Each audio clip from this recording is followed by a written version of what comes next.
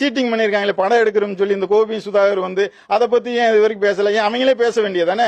நாங்க வந்து ஒரு ஒரு ஒரு பேட்டியில கேட்கறாங்க, ஏங்க அதை பத்தி சொல்ல வேண்டியதானே? இந்த ஏன் பணத்தை ஏமாத்திருக்கீங்களே, கிரௌட் பண்ணீங்க ஏன் படம் எடுக்கலன்னு சொன்னா அதை வச்சு அப்படியே சுதாகர்லாம் அப்படியே முழுங்கி இப்படி நடிக்கிறான், ஏன் சொல்ல வேண்டியதானே?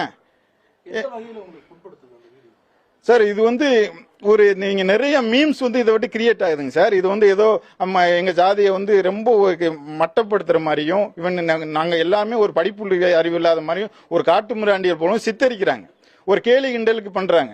நாங்க அப்படியெல்லாம் இல்லை. நாங்க வந்து எல்லாரோடையும் நட்புறவோட பழகுறோம். தனிப்பட்டு வெறுப்பு வந்து சமுதாயத்தை மாற்றக்கூடாதுன்றக்கானது இது கொடுக்குறோம். நாங்கள் வந்து இதுலேயே வந்து நீ வந்து மிளகாப்பட்டி போட்டுட்டு நீ ஒரு ரூபா கொடுத்தோம்னா இது வந்து இது ரூரல் எல்லாம் இது பிரச்சனை வன்முறையா வெடிக்கும்.